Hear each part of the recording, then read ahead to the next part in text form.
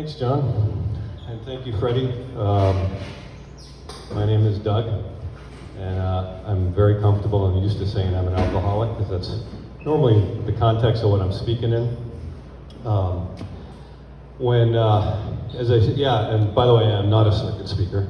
I definitely am not. I do get asked to share my experience quite often. But I try not to make a really big deal about it, and I know that, I never think about what I'm going to say. I never really think about it. I just decide that when I get up here, whatever is supposed to be shared will be shared.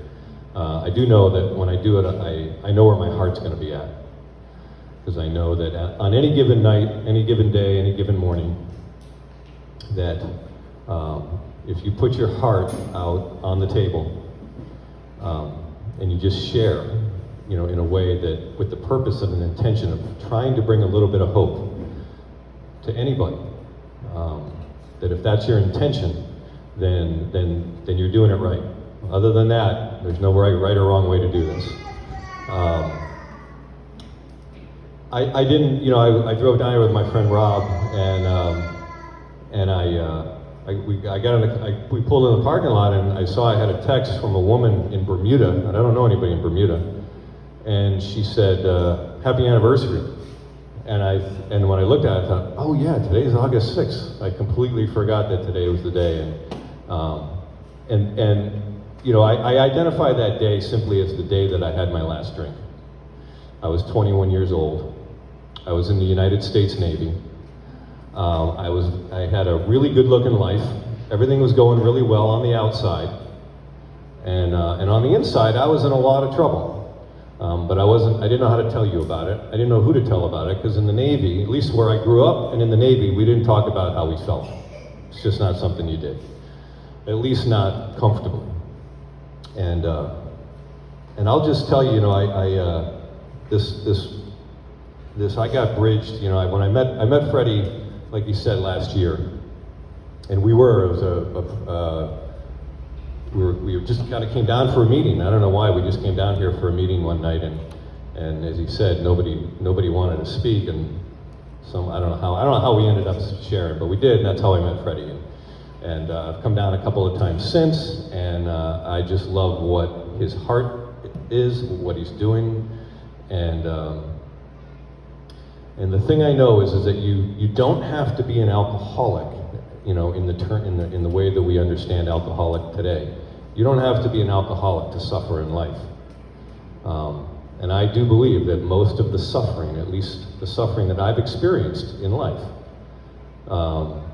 most of it has been self-induced, self-created, And so I am still, at age 57, the maker of my own troubles. Regardless of whether I haven't had a drink in 36 years, I know that today. I can tell you that this past year of my life has been one of the best years of my life. It's also been one of the most introspective and painful years of my life. And so I do know that I'm in this for the long haul. I have both feet in, and I'll tell you just kind of how how I've arrived at today. I come from a long line of, I call it generational alcoholism, and I define that today in two ways, right? For me, being an alcoholic, most people that I know consider, being an alcoholic to be about alcohol, and to a degree it is. It is about alcohol, because you can't be an alcoholic unless you consume it, in that sense. But what I also know is that you can put the drink down, or the drug down, or the gambling down, or the sex down. You can stop a lot of behaviors that are causing you a lot of trouble, and your life will not change appreciably on the inside one bit. You may have a lot, your outside life may look a lot better. You may have more money in your pocket. You may not be getting arrested. You may not be getting divorced. A lot of things won't happen, but what we're talking about, when I think of alcoholism, I'm talking about a spiritual condition that's going on inside of me. And the thing I know is that I know a lot of people who don't drink at all, and they have that condition as well. In AA we have, for those of you who are familiar, when you come here, you're broken and you don't know anything. Hopefully you don't know anything, because that's the best place to start. The best place to start is to say, I don't know what's wrong and I don't know anything. Could somebody please help me? And so I have this, I have an AA sponsor. We call them sponsors. He's my friend. I've known him for 33 years.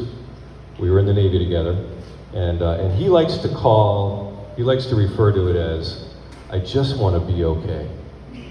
That's all. I just want to be okay. I don't want to be popular. I don't want to be smart. I don't want to be rich. I just want to be okay. And when I came to Alcoholics Anonymous at age 21, I wasn't really interested in I wasn't really looking to stop, to not drink. I just kind of understood that that's part of the deal, is you don't drink and then your life gets better. And so I said, okay, well, if you say so. And what I was really looking for, and I didn't know it at the time, what I wanted was peace inside. But as a 21-year-old, I just wanted peace. I wanted to be okay. And I looked around, and I was in this room full of people that were trying to do the same thing. And I grew up in Buffalo, New York, and then when I was about 9 years old, a very defining moment happened in my life. For the first time, I was actually 7. I was standing in my bedroom, and I heard this arguing in the driveway. And I looked out, and it was my mother and father, and they were just having this Donnybrook, like that you couldn't imagine.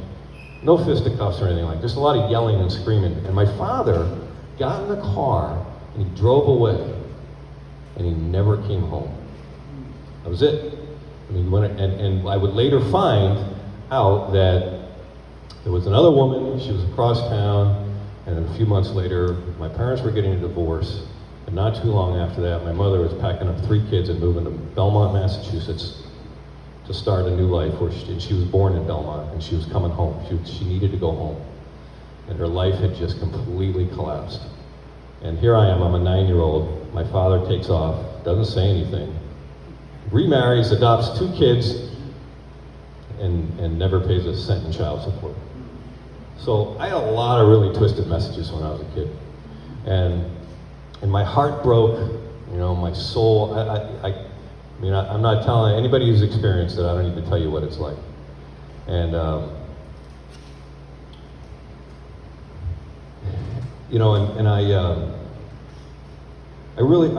know today that back then, and I really believe for anybody who is a father, who has had a father, we've all had fathers, I absolutely believe that the most powerful force in my life was my father.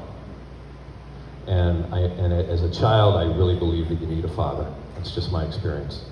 It's my understanding. It's how I've seen the world. It's everything I can tell from the world is that you need a really good, solid, strong father. But what happens when you get older and you're growing and you're gone and he's gone? What I know today is that I still need a father. It just has to be a spiritual father. I still need guidance, direction, and inspiration. I need to find answers. I need instruction. And the way that happens for me today is there's a handful of people in my life that I turn to when I want to access the power of my spiritual father. And you can call it God, you can call it whatever you want to call it. My mother was a former nun, all right? And in 1947, she went off to the convent. And I don't know if she got thrown out or if she left on her own. I'm not quite sure. But it didn't last. She had kind of a rebel in her, and she left, and she wanted to have kids, and she found this drunken sailor in East Boston, Massachusetts, and it seemed like a fit, it seemed like a good fit at the time. And she always told me, she said, I wanted to have 12 kids, and God only gave me 4. And I was the last one. I can assure you I was not planned. But here I am. And so when I came to when I moved to Belmont, Massachusetts, I was scared. I was full of fear. I was full of self-doubt. I was full of anger. I was full of confusion. I was full of a lot of pain. and I didn't know what I needed. I didn't know who to turn to. I was the last. I was the lost one. I just didn't know. I was just trying to survive and fit in, and mostly what I wanted to still believe in was the power of love. And today I can tell you I absolutely believe in the power of love. And through my life, along the way, there's been these moments where certain people have come into my life at a very specific moment. And sometimes it was planned and sometimes it wasn't. And these handful of people who I have encountered, I call them my angels. You can call them what you want, but I call them my angels. Is that they redirected my life in a way. Sometimes randomly, sometimes with intention, but my life got redirected. And through the years, I've had these people that have just, they've saved my life. I wouldn't have called it that at the time, but the turn of events which would take place would change my life. I had a 5th grade teacher once when I first moved to Boston. She saw exactly who I was. She saw what was going on. I was a wreck. I was a complete mess, and she didn't know what to do with me. And one day she says, could you, this is a long time ago. We're talking like 1975, okay, a long time ago. And she had a very unorthodox way of teaching. She came to me one day and she says, could you do me a favor and come over to my house and weed my garden? And I'm like, yeah, okay. She says, I'll give you $1. I'm like, okay. So I would go over to her house in Chestnut Hill and I would weed her garden and I washed her windows. And and I didn't know at the time what she was doing. She was stepping outside of the box. She was going in a direction that the public school system didn't like. They didn't know she was doing it, by the way. But what it did for me was, I was a 9, 10-year-old boy with a lot of pain in his heart and a lot of noise in his head. I was obsessed with myself, completely self-consumed. And all she was trying to do was get me out of my head. Start thinking about somebody else. And a short while later, she came to me and she said, look, I was wondering if you could do me another favor. There's this little 2nd grader, his name's Sean, and he doesn't have he has a mother, but she's in a wheelchair. He doesn't have a father, and he has a little brother, and he's all by himself. Do you think you could maybe help Sean? I'm like, I'm the youngest, right? I got nobody behind me. I'm like, yeah, sure, I'll help Sean. The next thing you know, I'm a big brother. And now I'm out of myself, I'm out of my head. Right? Doesn't make my pain completely go away, but what it did was it gave me a sense of purpose, a sense of usefulness, a sense of meaning in my life. And so I helped little Sean.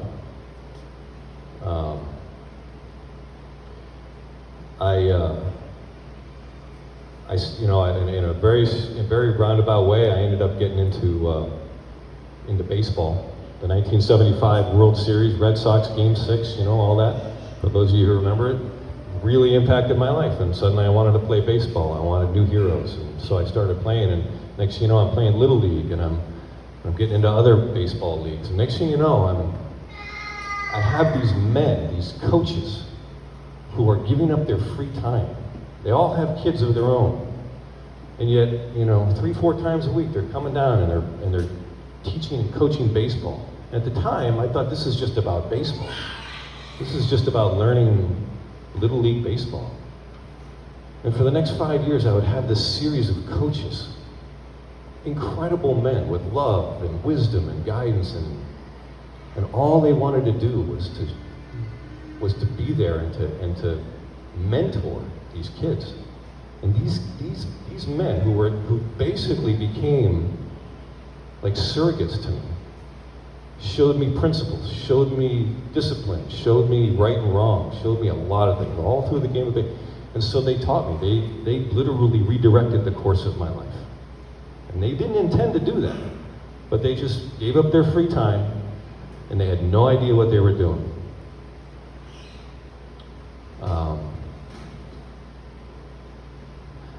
When I was a senior in high school, I was drinking every day. I was scraping the bottom of my class. There were 345 kids in my class of 1982. I ranked 335. And I'm not stupid, right?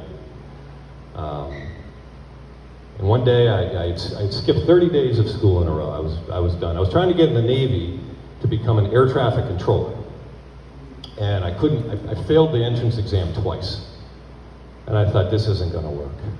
And then the most amazing thing happened on August 3rd, 1981, for those who remember. Ronald Reagan fired 11,000 air traffic controllers. And they depleted the military of all their air traffic controllers. Guess who needed air traffic controllers? And suddenly on the third try, I gave it one more try and I passed this exam. Because it's all I ever wanted to do since I was 11 years old, was to be an air traffic controller. And, but in my senior year, it didn't look like I was going to graduate. I was drinking every day. I had a job in Harvard Square, washing dishes, and I didn't see much hope for the future. And I went into school one day,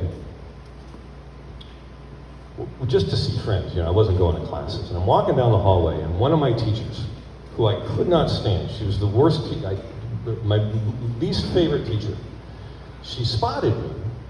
And she had those little gray books, you know, so she sees me, and she's like, "Duggy, duggy, duggy." Oh, geez, here we go.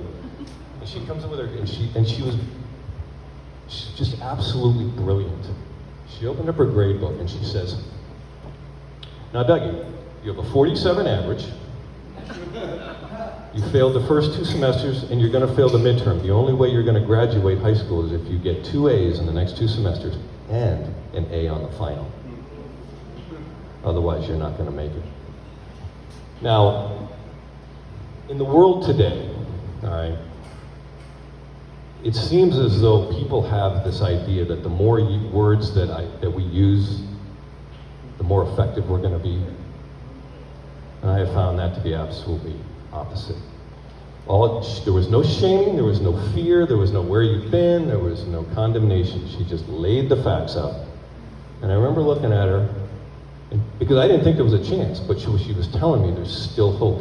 There's still hope, Doug, but it's up to you. And I remember looking at her saying, "All right, Miss Westby, I'll see you Monday morning." I said, "I'll do it." She says, "Well, in order to do it, you have to show up." I said, "I'll see you Monday morning." And to her surprise, to everybody's surprise, I walked into that class on Monday morning. I got my 2 A's, and I got a B+ on the final. And in Belmont, you needed 90 credits to graduate high school. I graduated 90.025. I passed the military entrance exam. I got into the United States Navy. I graduated on the honor roll from Air Traffic Control School. Now, that little encounter in the hallway, I call it divine. I can't call it anything else. It has to have been divine. And what I know today is that those kinds of moments are happening in every one of our lives every day. Divine opportunities to grow, to expand, to love, to give love, to receive love, every day. The question is when we encounter them, do we know it, and are we going to do something with it? And when she caught me in that hallway, years later, I'm still in touch with that woman 40 years later. We text like once a week. She was my hero. She saved my life. And I asked her one day, I said, "How did you know to just say those words? Like, how did you know?" She says, "Well, I've learned a couple of things. With boys, you just got to give them the facts. Don't get emotional. Don't get wordy. With girls, you got to process everything." And she said, "And by the way, I learned that primarily from you. Primarily, I learned that from you." And so another hero came along and just stepped in. On August 6th of 1986, I'd been in the Navy for, I don't know, a little over 3 years, maybe 3.5 years. Been drinking alcoholically, sailing around the world on a ship, having a lot of fun, by the way. I don't mean to, anyone who's done drinking, if drinking wasn't fun, we wouldn't do it, right? I managed to escape a lot of trouble. I didn't get caught. I just got fortunate, you know. People, I like to think of the word luck. You know, luck isn't something that just randomly happens to you and then doesn't happen to you and then tomorrow it might happen. Luck, I really believe that we create our own luck. And then, and when we're desperately trying to not create our own luck, something divine, or I can't explain it, but I do believe that I create my own luck, as well as I create my own misery. But on August 6th of 1986, I was stationed up in Brunswick, the old air station. I was driving out of Beverly, Massachusetts to see my brother and my mother. My sister was getting married. And I drank the whole way down, like I always did. And I arrived at the doorstep of my mother's house. I was greeted by my brother, who I hadn't seen in 7 years.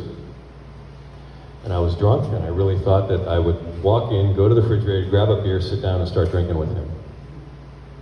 We sat down at the kitchen table, and I don't remember much, but I do remember this. I said, "So what's going on in your life? You lived out in California."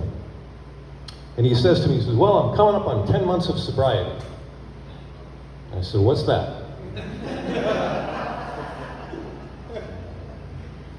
He says, "Well, that means I haven't had a drink of alcohol in almost 10 months. And I said, "Why would you want to do that?" Because I lived on an aircraft carrier out in the middle of the Atlantic Ocean for months at a time. And I can tell you that being sober was not a good idea. Being an alcoholic without a drink, without anything else to take its place, as my sponsor says, if you're going to take a bone away from a dog, you better give the dog a steak. Dog's not going to be happy.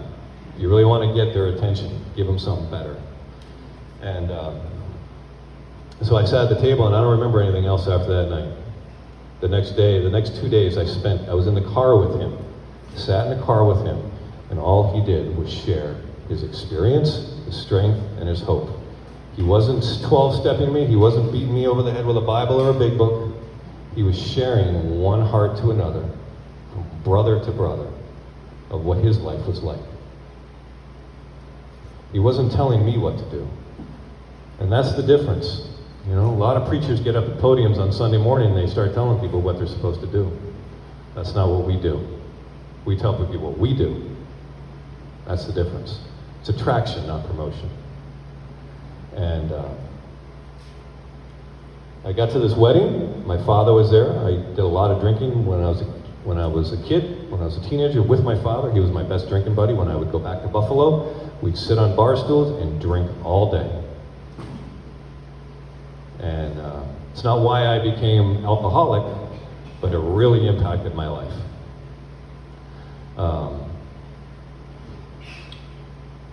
At the wedding, I remember asking my brother, "What do I say when Dad corners me and wants to drink with me?" Because I was 2 days sober. I didn't want to be. I was really doing it out of respect to my brother. But I was also listening very closely to what he was saying. He was describing me to a T. And I'll tell you, when we talk about bottoms, I know you all have probably had pretty hard bottoms. My bottom was like a nice 747 gently touching down on a runway. It was not a crash, it was not a burn. But I'll tell you something I did 6 weeks. I shared this the other night for the first time. I'll tell you something I did 6 weeks before I got sober.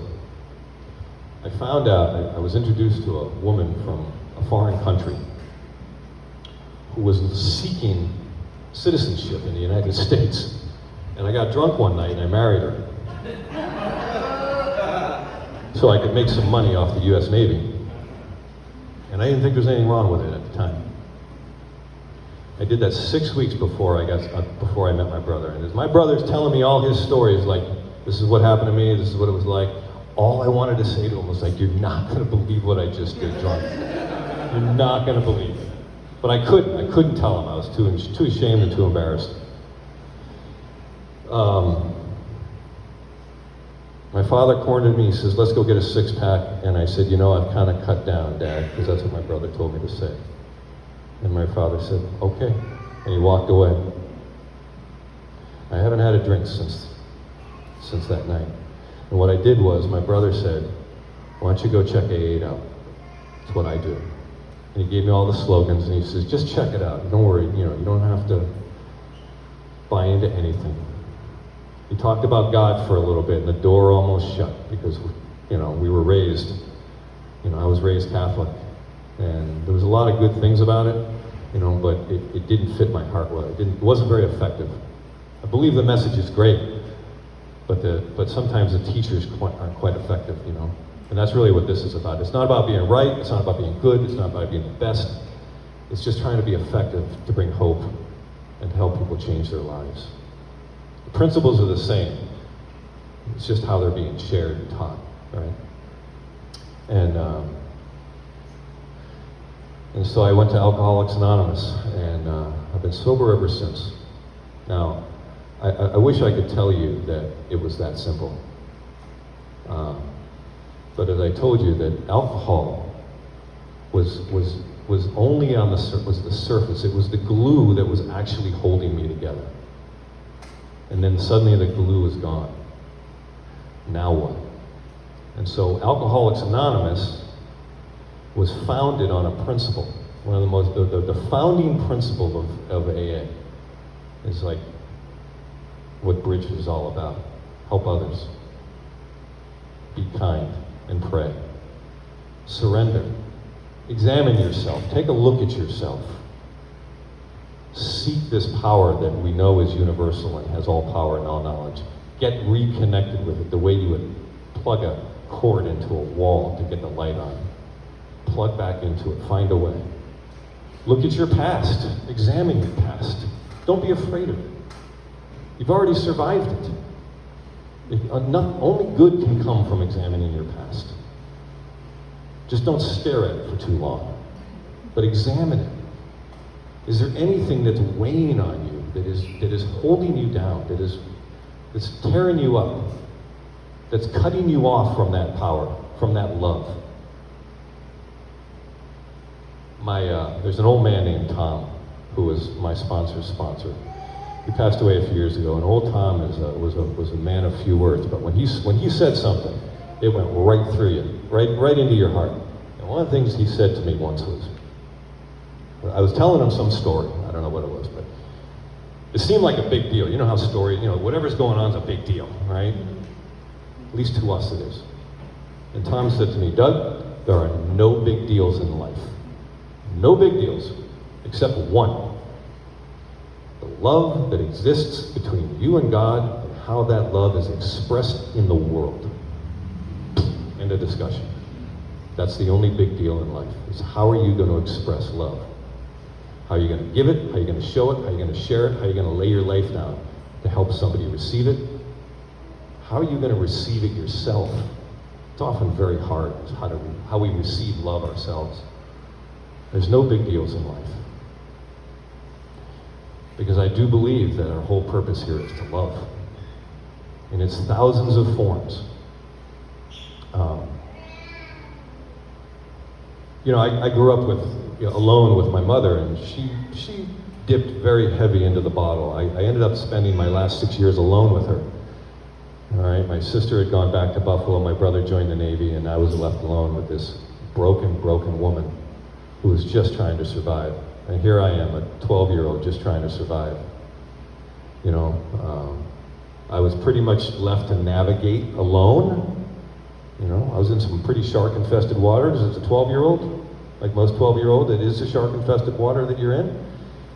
As I said, thank God for these baseball coaches that came along and filled in along the way. But I was drinking by the age of 14. I was suicidal by the age of 15. I was. I couldn't take the pain. Thank God. I say thank God for alcohol. I really mean that. It literally saved my life in a moment in time. Because what it did was it altered my perception of reality. It changed who I thought I was. I could be anything I wanted. You became less threatening. I wasn't afraid of you like I was. And so alcohol literally gave me new life, gave me hope, gave me a spiritual experience. That's why we drink it. There's a reason that on the side of liquor stores you see wine and spirits. The root word of alcohol is spiritus, to lift the spirit. I needed my spirit lifted. And thank God it was there. I had no idea that it would turn on me. that eventually, if you do anything to excess, it's gonna become, I don't care what it is, it's gonna become a problem if you're doing it to excess. And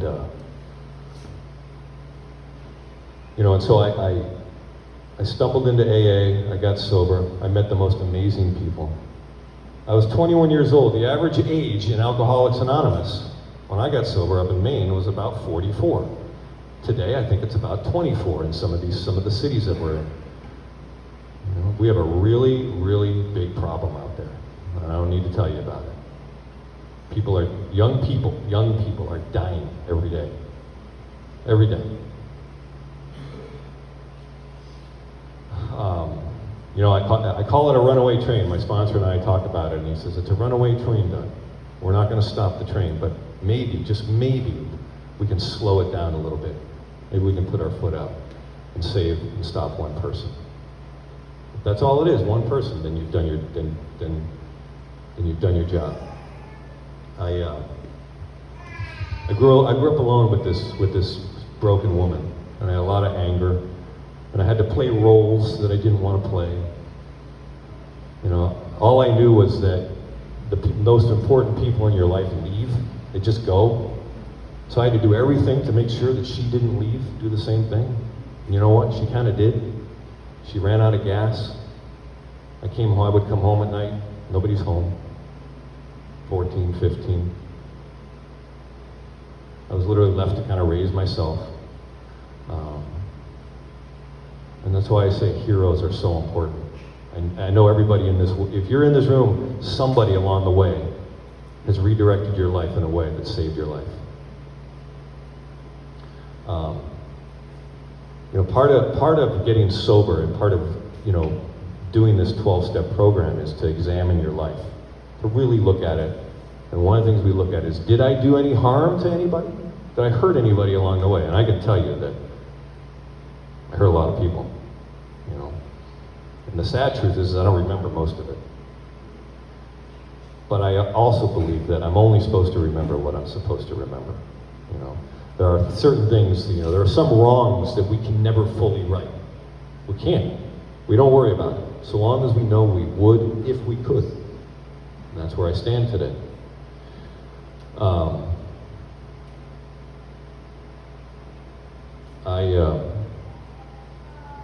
After I got sober, I got into a lot of, because I wasn't getting the steak, the steak to me is what's going to change the inside of me, and that wasn't happening. Part of it was me, and part of it I think was I was looking around and nobody was showing me anything.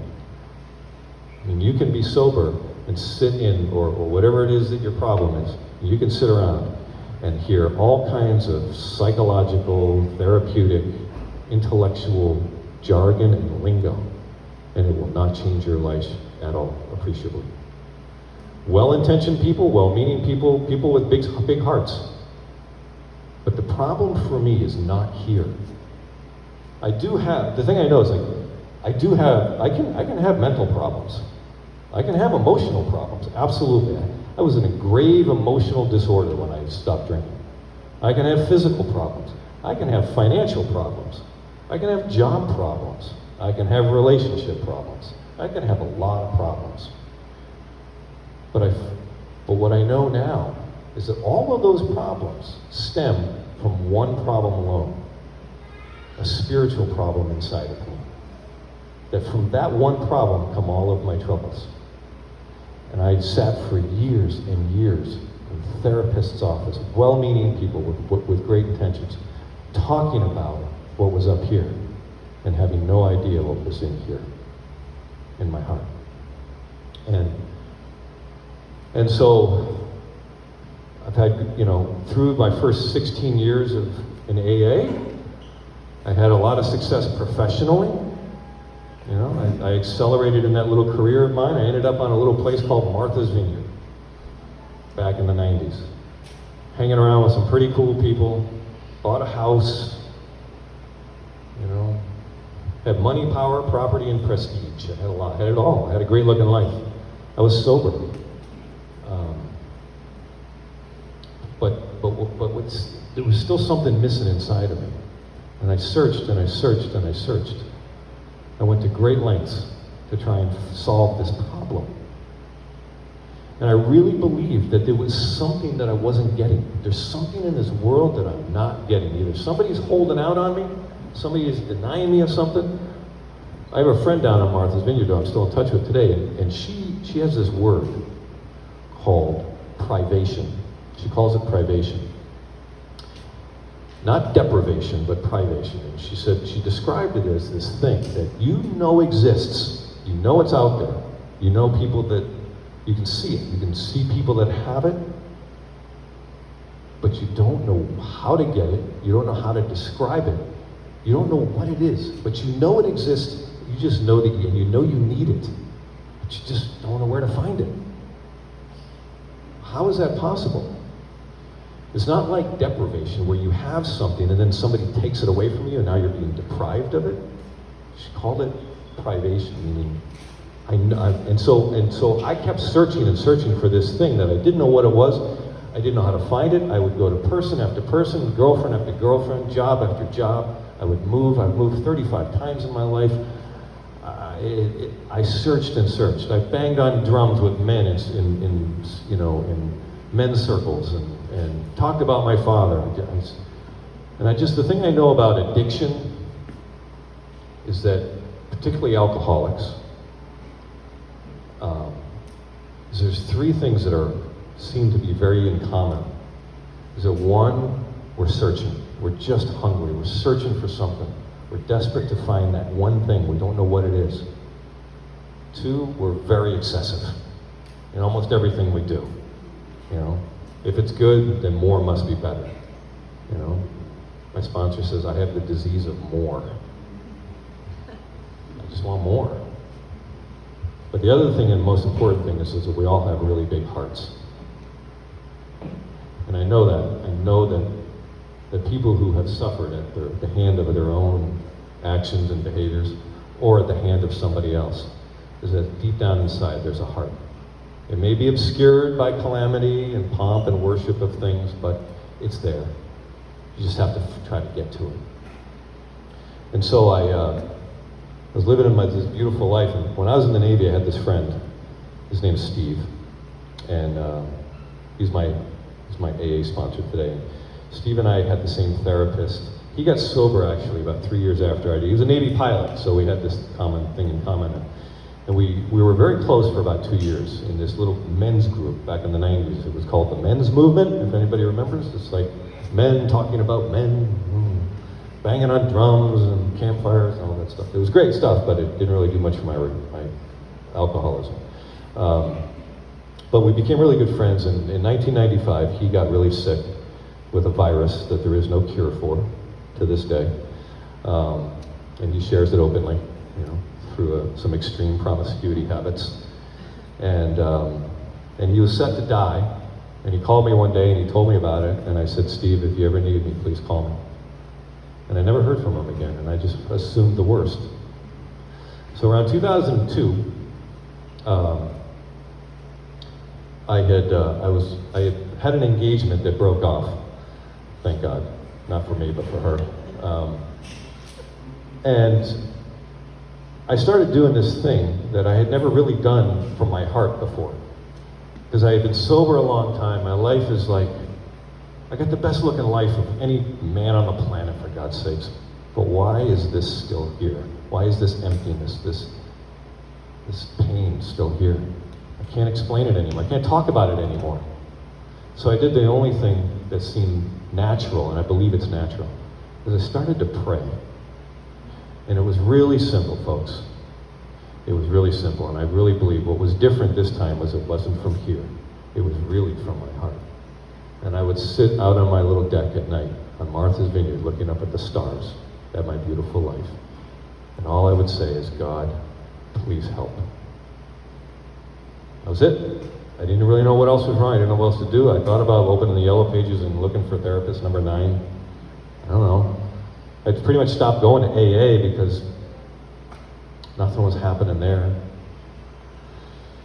And this little gathering of men that we had was getting back together up in Freeport, Maine. We used to do it every month, and then after a couple of years, it became like twice a year, and then once a year. And So in 2002, we got together for the first time in a while, and lo and behold, thanks to the internet, somebody found my friend Steve, who was supposed to be dead.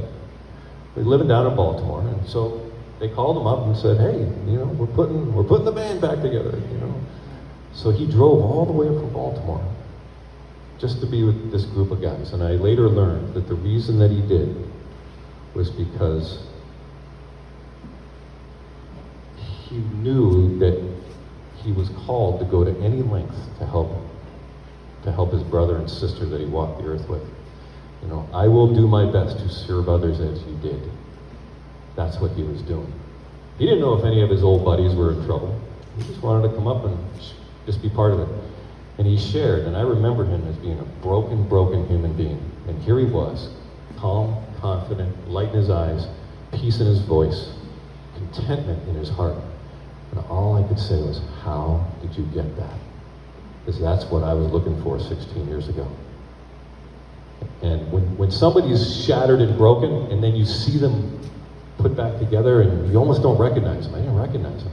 And all I could do was call them up on the phone when I got home and say, how did you get that?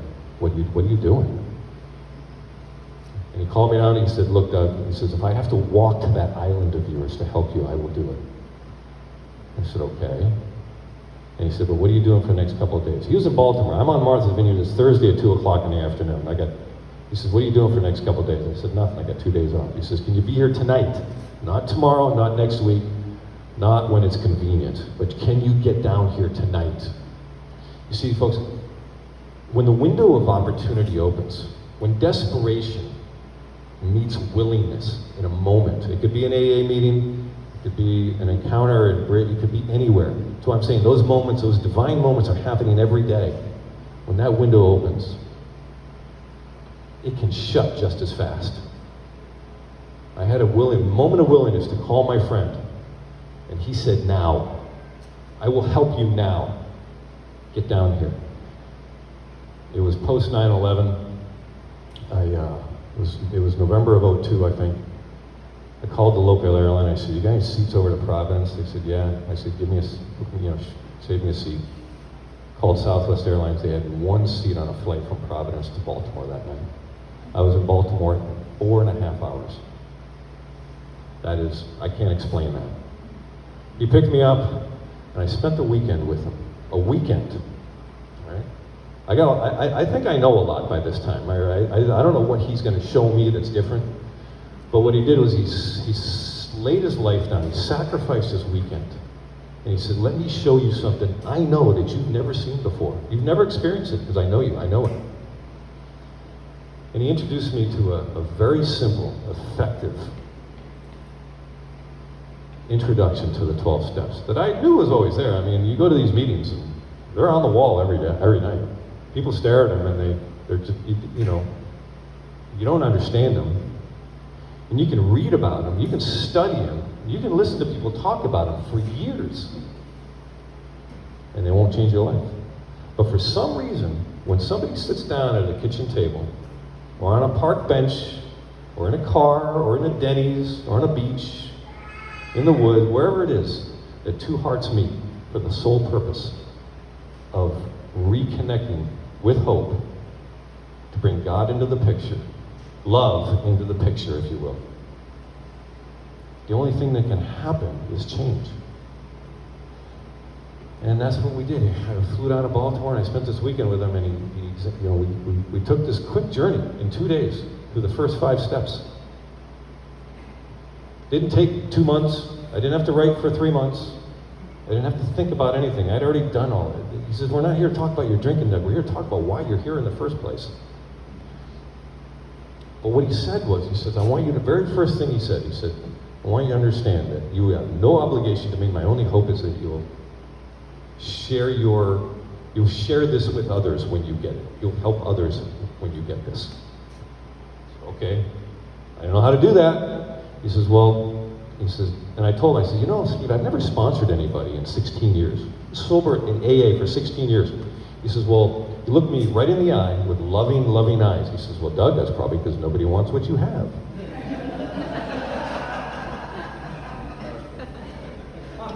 And then he said, Dougie, you don't even want what you have. I'm like, you're right. What happened after that was, we took this little journey through the 12 steps, and I'm not going to say there's a right way, an only way, or the best way. Whatever way you're doing that's going to get you to God the quickest, do that.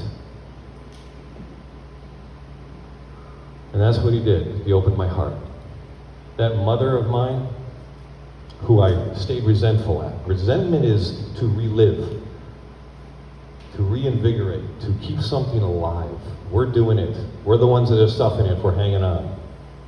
Maybe it's intense, maybe it's subtle, maybe it's below the surface. But if it's there, it's there. And I had this resentment towards this woman who I grew up with. I know I'm not the only one in this room that's had it. And I didn't know how, I was convinced that in order for me to change, she has to change first. And then I'll change. That's how we think about it. I was in St. Patrick's Cathedral a few years ago. And in there, there's this door. It's called the Door of Reconciliation. It's from the 1400s, and there's a big hole in the door, if you've ever seen it. And it's a story of two warring families, old warring families that have been killing each other for decades. And one of the families finally decides, we gotta stop this. This is silly. All right, there was no diplomacy back then. You just killed each other. And so the family arrived at this other family's house, pounded on the door, and they said, open the door, we come in peace. And the king, or whoever he was on the other side, said, nope, don't believe you. I don't believe you. So he took an axe and hacked a hole in the middle of the door, stuck his hand through it. He says, now do you believe me? Knowing that his arm could be cut off. The door opened, and however they did it, they ended the war. It was peace. And when I read that, it gives the whole explanation. When I read that, I realized that's our eighth and ninth step of Alcoholics Anonymous. We made direct amends to the people we harmed. We have to take the initiative. They will not change. They will not come to us. Don't count on it. But if you go to them and own your little part, whatever your little part is, even if their part was this big and your part was this big, their part 25 years ago is not what's killing you. It's over. It's done with. What's killing you is your little part. And on that day, when I discovered that, with the help of guidance, my little part was what I needed to set right. So I jumped on a plane, I flew down to South Carolina. My mother had no idea why I was coming for one day. I sat down at the kitchen table, and only with good direction. See, she was at the top of this 4th step list that we made. And little did I know, she was also at the top of the 8th step list. She was the one I had harmed the most. Sober, let alone drunk. And I owned my little part. I told her I told her how I was wrong, how I said things that were hurtful, how I made it difficult for her to have a marriage. I wasn't there for her when she needed me most. And that I really took the night's sleep away from her. And I told her in the future that if you need me, I can't change it, but if you need me in the future, I'm here for you. Literally, I can't tell you what it looked like. It was like 1,000 pounds just dropped from her. She was like, and what I realized that what that was I let her off the hook. She wasn't on the hook anymore, and she knew it. She knew her kid at 38 years old finally got it right. And she just opened up to me in a way that I've been waiting for 16 years. Put it all on the table. We started talking and sharing and laughing and crying.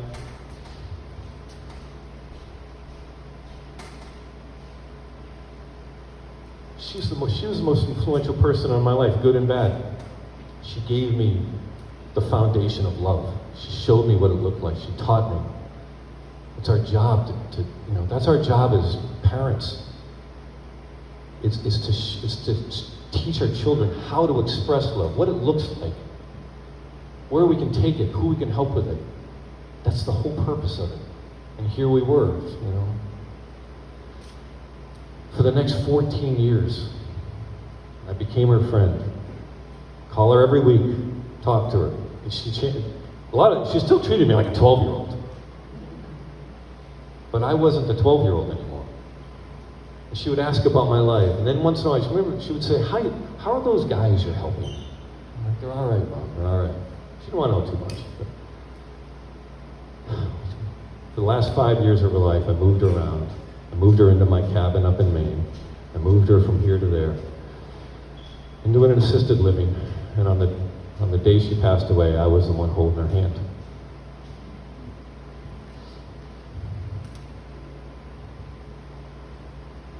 That doesn't happen by myself. That happened because one man laid a weekend of his life down and showed me the principles in life that are going to change your life. And what Steve told me, that he says, go out and help others. Now go out there and share this with others. And for the last 20 years, folks, I've had two very different experiences of being sober. One was painful and self-centered and self-seeking and fear-driven. The other has been about helping others. It's about laying my life down. At any given time, when the phone rings, I drop what I'm doing. If somebody says, can you help me? I was telling Robin, there's this kid over in the Faroe Islands who I met 5 years ago on Skype, 2 months sober, dying. He says, can you help me? I said, we'll figure it out. And he just called me on the way down here today. He's sober 5 years. Only met him twice. And he's already helping other people. That's what he was calling me about. He says, I got 6 guys coming at me that need help. How do I handle this many? We don't know who we're supposed to help. We don't know who's going to be helped when we help them.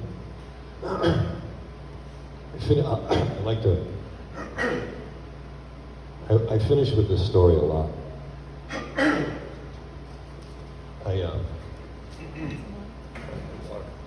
Oh, here it is.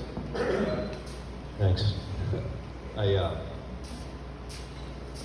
I'm running over, I'm sorry.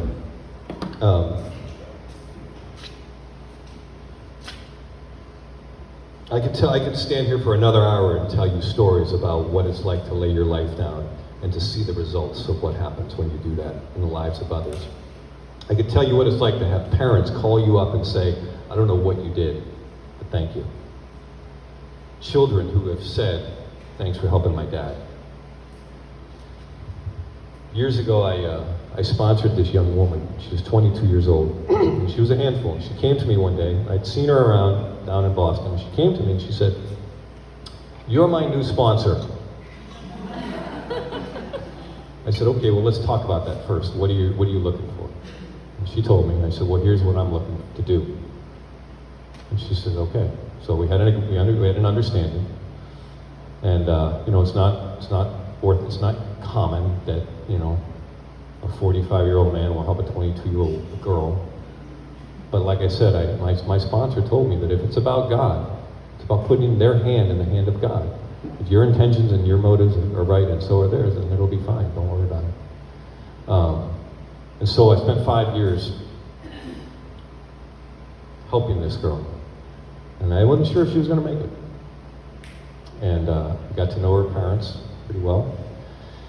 And back in, 2010, she married a guy, and there was a wedding up in Maine, and I was at the wedding reception, and the mother was there, and it was after kind of the initial ceremony, and I was sitting at the bar, and this woman walks up to me, and she says, excuse me, she says, who are you?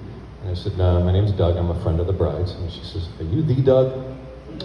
And I said, I don't know, maybe. And she said, could I talk to you? I said, sure. So we went off into a booth, and she introduced herself as the best friend of the mother of this girl. And she said, I want you to know something. She says, I want you to know that I know everything. I've watched this girl since she was 2. I know everything. I've been through everything. I know the psychiatric units, the suicide attempts, and the long disappearances at age 15. We did not think that this girl was going to make it through past 16. She says, I want you to know that there's a lot of people in this room tonight that played a part in helping this young girl to get to this night. There's a lot of people. She says, but what I want you to know is that I know that you had the hardest part. You did what we couldn't do. We didn't know what was wrong. And I don't know what you did. I think I understand a little bit of it. I don't know what you did, but I just wanted to thank you for doing your part, because we wouldn't be here without it. And I was speechless, and I wanted a ball right there on the spot. But I got in my car, and I was driving away, and I literally sobbed all the way back to Boston. And I made a promise that night.